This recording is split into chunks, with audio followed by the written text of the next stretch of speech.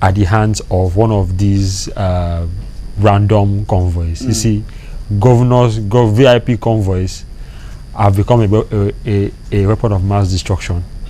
They just go about hitting people selling oranges, people selling tomato, people selling pepper, hitting former ASUU presidents up and down. So the convoys are no respecter of persons.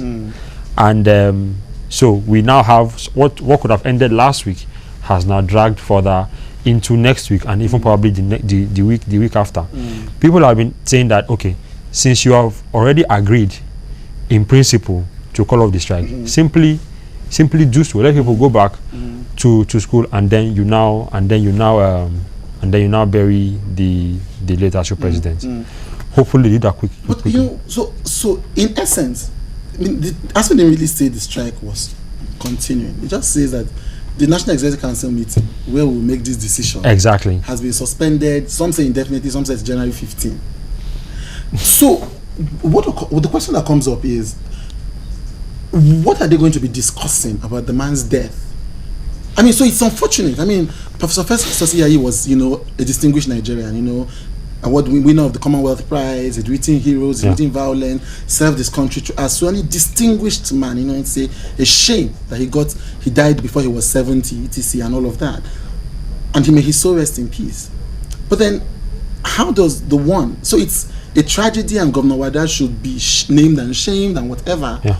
How does that affect the strike over remuneration and quality of education in universities? It just sounds like impunity. Here is what I think.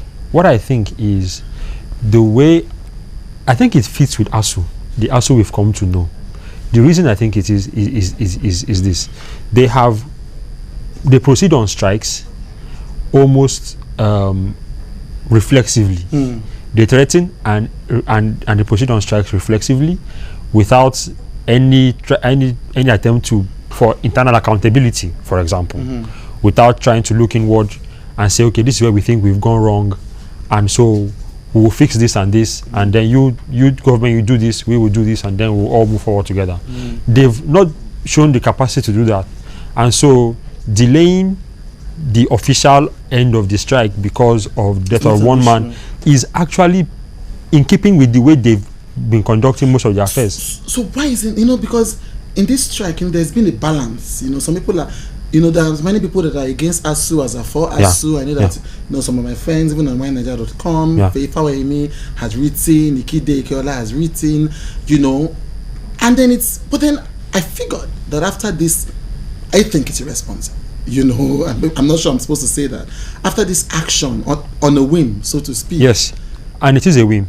You know, and that that public opinion would swerve sharply against us. But then we just all shrug our hands and it's like, even if it was in keeping with us, aren't we a bit too docile in just accepting that children can stay at home for 2 months more just because someone passed on? I mean, not just because, but because someone passed on. There's a lot of blame to go around, and we need to make sure that we don't let one side off and then blame someone else, because, like I said, if you want to begin to lay blame, there is blame everywhere. Everybody has the blame. So people have been getting more vocal. At least people I've talked to have begun to wonder why the strike is still on. They should simply call it off, because all the constituent schools under ASUU have already said, you know, look, let's just do this. Having had the president directly intervene and make a commitment over a period of 5 years, simply let us just move on and then move forward. But the National Executive Council seems to be living in a parallel universe. So it's going to lead me to the second thing we're going to talk about, which was the famed visit, you know, the photograph heard around the world from Mina. Yeah. But before that, you know, and you know, young people expressing outrage on social media. But before that, so something that occurs to me, young people are always making it, you know, we're always passing the buck to other people. Why are you not organizing? Why are we not speaking? We're always talking on Twitter. But then this is an issue that concerns young people directly. So even if you're not a student, or even if you're not in a school, you're not a teacher, you have a family member, a member of staff, a colleague, a brother, and then we're all sitting down at home. You know, and I mean, I'm putting myself in that circle. I thought there are no protests, there are no rallies, whether against us or against the federal government. I mean, what does this say about us as a generation? Maybe we are just a little bit. Maybe we are just drifting a little bit here, on the strike. If it gets beyond a particular length of time, everybody is just drifting. Maybe because it's the end of the year, and so everybody is just kind of drifting to the end of the year and everything. Right. But I think that if it did last into January, I think you're going to get a lot of backlash. Certainly. So, on whatever level, because I mean it's unconscionable. But then moving on to the photo seen around the world, General Muhammadu Buhari, champion of the masses, was seen with General, at this point, Bola Ahmed Tinubu and other APC chieftains at the house of General Babangida. A routine visit. I mean, they've been going around. They even apologized to Shekarau for not visiting him. Yeah. They've been going around. But this particular time, people thought, what is Buhari doing with Babangida? And it just doesn't fit his image or what some of his young fans expect from him. Well, we need to understand a few historical lessons. First of all, Buhari, when he was military head of state, Ibrahim Babangida was his chief of army staff, I believe. He was third in command under Buhari, so it was Buhari, Diagbon, and there was IBB.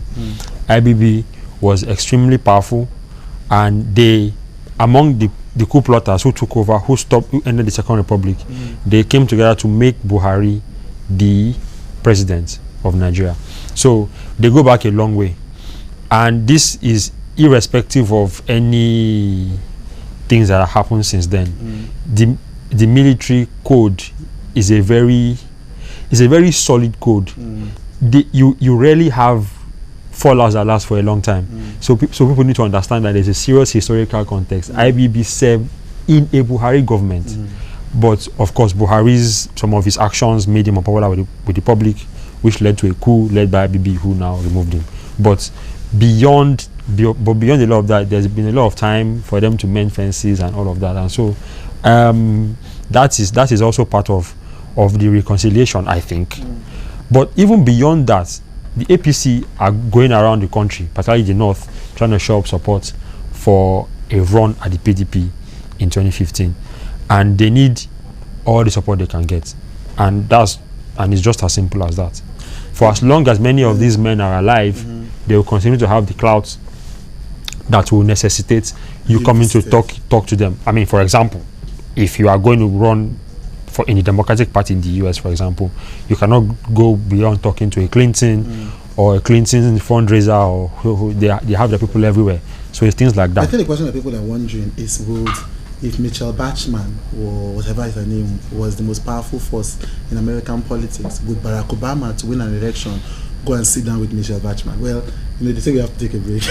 There are two different things. Yes, but then, because people are saying that to the degree to which Buhari has claimed that he would not associate with some corrupt elements, or at least his spokesperson or handmen, then it appears to be out of character.